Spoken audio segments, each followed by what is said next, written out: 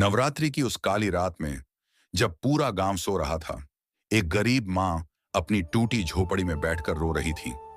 उसे नहीं पता था कि उसके ये आंसू सीधे मां कालरात्रि तक पहुंचने वाले हैं और अगली सुबह उसका भाग्य पूरी तरह बदल जाएगा। बहुत समय पहले एक छोटा सा गांव था, जगतपुर। गांव सुंदर था, हरियाली से भरा, लेकिन उसी गांव के किनारे एक टूटी फूटी झोपड़ी में रहती थी एक विधवा, सावित्री। उसके जीवन में इतना अंधकार था कि सूरज की रोशनी भी फीकी लगती थी। उसका एक ही सहारा था, उसकी बेटी गौरी। गौरी नाम के जैसी ही शांत, सरल और मासूम। लेकिन जैसे जैसे गौरी बड़ी हो रही थी, वैसे वैसे सावित्री की चिंता भी बढ़ रही थी। गरीबी में बेटी का बड़ा होना किसी तूफान के आने जैसा होता है। गांव की औरतें जब सावित्री को देखती तो फुसफुसाती, अरे विधवा है, बेटी का ब्याह कैसे करेगी, दहेज कहां से लाएगी। ये बातें सावित्री के दिल में तीर की तरह चुभती थीं। रात को वह सो नहीं पाती। हर रात उसकी आंखों में बस एक ही सवाल होता, मैं अपनी बेटी का भविष्य कैसे बचाऊं। एक दिन सावित्री ने हिम्मत जुटाई। वह अपने रिश्तेदारों के पास गई, हाथ जोड़कर बोली, भैया बस थोड़ी मदद कर दो, मेरी बेटी का विवाह करवा दो। लेकिन सामने बैठा उसका अमीर चचेरा भाई हंस पड़ा। 5,000 रुपए, तू पागल हो गई है क्या।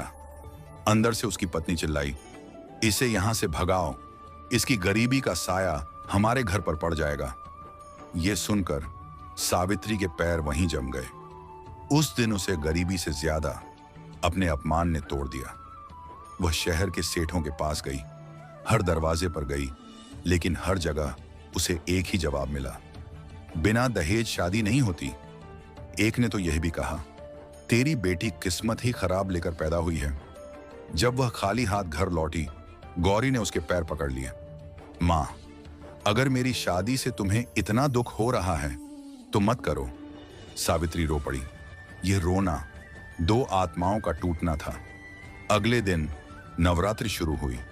पूरे गांव में रोशनी, भजन, उत्सव, लेकिन सावित्री के घर अंधेरा। उसके पास दिया जलाने तक के पैसे नहीं थे। फिर भी उसने व्रत रखा। जब दुनिया साथ छोड़ देती है, तब इंसान भगवान का दरवाजा खटखटाता है। दिन बीतते गए, वह भूखी रही, कमजोर होती गई, लेकिन उसका विश्वास मजबूत होता गया। जब शरीर टूटता है, तब आत्मा जागती है। सप्तमी की रात पूरा गांव सो चुका था। सावित्री अकेली बैठी थी, एक बुझता हुआ दिया और ढेर सारे आंसू। वह बोली, मां, अगर तू है तो आज आ। अचानक तेज हवा चली, दिया बुझ गया, पूरा अंधकार। लेकिन सावित्री डरी नहीं। तभी आकाश में बिजली चमकी और एक विशाल रूप प्रकट हुआ। मां कालरात्रि, काले बादल, लाल आंखें, खुले केश। सावित्री कांप गई, लेकिन अगले ही पल उसने देखा, मां की आंखों में ममता थी। मां बोली, डर मत, मैं तेरे आंसुओं में बहकर आई हूं। सावित्री रो पड़ी, मां, मेरी बेटी। मां मुस्कुराई, तू मेरी बेटी है और गौरी मेरी पोती। क्या मेरी बेटी के घर में कमी रहेगी।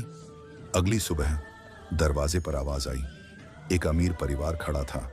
उन्होंने कहा, हमें स्वप्न में मां कालरात्रि ने आदेश दिया है, हम आपकी बेटी से विवाह करना चाहते हैं, बिना दहेज, बिना शर्त। वही रिश्तेदार जो कल तक अपमान कर रहे थे, आज शर्म से सिर झुकाए खड़े थे। भगवान देर करते हैं, लेकिन अंधेर नहीं। गौरी का विवाह हुआ, सादगी से लेकिन दिव्यता के साथ। सावित्री की झोपड़ी वहीं थी, लेकिन उसका मन बदल चुका था। अंधेरा बाहर था, लेकिन अंदर प्रकाश। याद रखो, आंसू कभी व्यर्थ नहीं जाते, वे सीधे देवी के चरणों तक पहुंचते हैं। अगर आपको यह कथा स्पर्श कर गई हो तो कमेंट में जरूर लिखें, जय मां कालरात्रि।